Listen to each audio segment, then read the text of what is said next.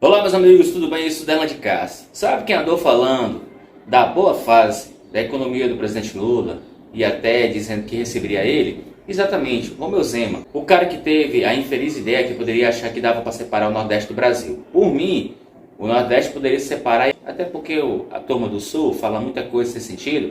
Aí Deus está olhando, Papai do Céu está vendo, né? Mas graças a Deus que o presidente Lula está olhando para vocês e ajudando. Bom pessoal, Minas Gerais é um estado que ele é a cara do Brasil. Uma parte lembra muito o Nordeste, outra parte lembra muito o Sudeste. Tem uma população que é beneficiada, aquela que mora realmente bem próxima a Belo Horizonte, e aquela lá no Vale do Jequitinhonha é um pouco mais delicada a situação daquele povo. Então, diante disso, ele vendo que o presidente Lula está realmente melhorando a economia, chegou ao ponto de dizer que receberia o presidente. Olha só que coisa. Veja aqui nesta matéria. Pessoal, a matéria aqui está dizendo o seguinte, né? Na estreia do programa Em Minas, da TV Alterosa, o apresentador Beni Cohen conversa com o governador de Minas Gerais, Romeu Zema, diretamente detalha onde está em viagem para fechar acordos comerciais. Depois o pessoal fica reclamando do presidente Lula quando sai para viajar para fazer acordos comerciais, né? Romeu Zema aí, né, viajando. Zema avaliou que a economia do país estaria em melhor situação se Jair Bolsonaro fosse reeleito no ano passado e classificou o governo petista como pendulário. Rapaz, se o Bolsonaro tivesse sido reeleito, a economia do Brasil, meus amigos, porque ele tinha criado muitas bombas fiscais e a equipe estava muito ruim e o Paulo Guedes não tinha mais solução. Lembra que o Paulo Guedes disse aí sobre a questão da gente virar Venezuela e o próprio Bolsonaro dizendo que ninguém poderia comprar mais carne? Graças a Deus que eles não ganharam. Em termos de economia, eu diria que nós teríamos caminhado num sentido melhor. Deus me livre se o Bolsonaro tivesse ganho. Já que não estaria se falando em aumentar impostos como o governo está falando. Sei não, viu, Romeu Zema? A reforma tributária está tirando impostos. Acho que você não está acompanhando isso não.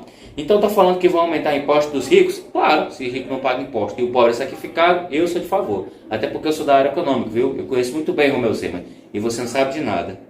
Tudo bem. Só que na hora que você aumenta o imposto de quem investe e de quem gera emprego, quem acaba às vezes pagando a conta é aquele que depende desses empregos, o assalariado. Olha, veja bem, Romeu Zema, Paulo Guedes tinha dinheiro aonde? Em offshores. Tu acha que aquele imposto lá, que não estava sendo pago, mas estava lá. Se aquele dia tivesse o Brasil sendo cobrado imposto, não estava gerando mais renda no Brasil?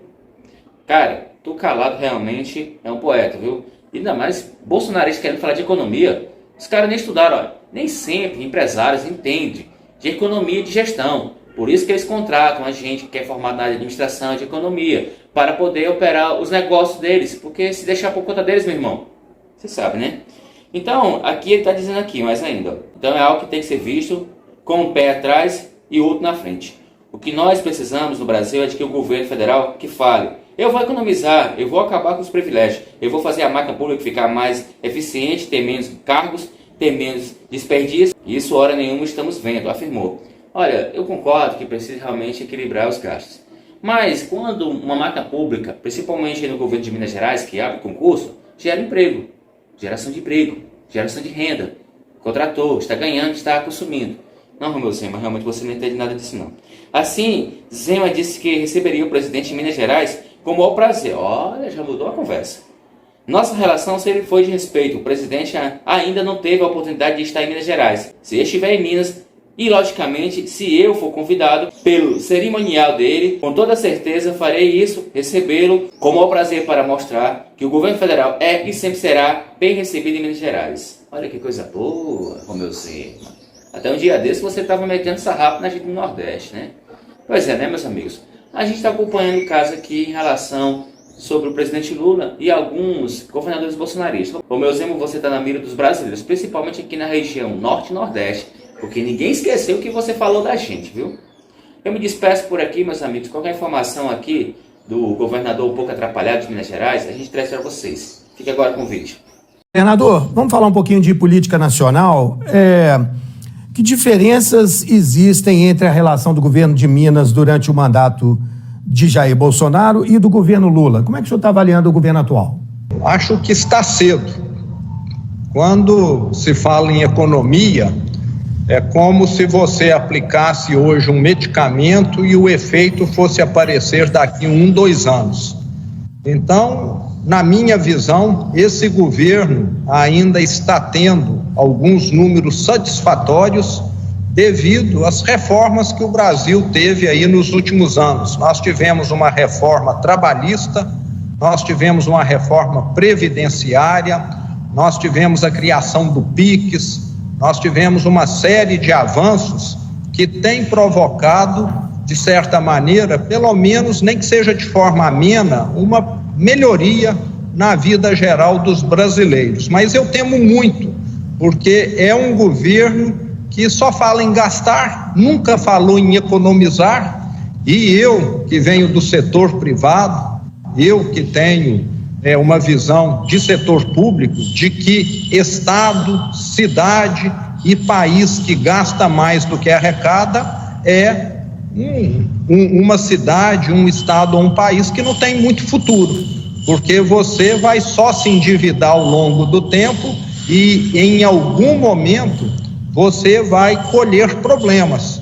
O estado de Minas é uma prova disso. Quando eu assumi, o salário não era pago em dia. Quando eu assumi, as prefeituras não recebiam. Um país tem mais margem de manobra, mas é o caso da Argentina, aonde tem hoje lá uma inflação superior a 130%. Emite-se dinheiro para pagar aquilo que gastou demais. E eu não desejo isso para o brasileiro nem para o mineiro. Então eu vejo que nós temos hoje um governo que não tem nenhuma preocupação em economizar. E o brasileiro já paga imposto demais. Eu queria que esse governo economizasse e falasse: eu vou reduzir impostos. E o que nós estamos vendo é um caminho na direção contrária. Se o então candidato Jair Bolsonaro tivesse sido eleito, o senhor acha que o primeiro semestre teria sido diferente? O que o senhor acha que teria sido? Em termos de economia, eu diria que nós teríamos caminhado num sentido melhor, já que não estaria se falando em aumentar impostos, como esse governo está falando. Estão falando que vão aumentar impostos dos ricos, tudo bem. Só que na hora que você aumenta imposto de quem investe, de quem gera emprego, quem acaba às vezes pagando a conta é aquele que depende desses empregos, o assalariado. Então é algo que tem de ser visto com um pé atrás e outro na frente.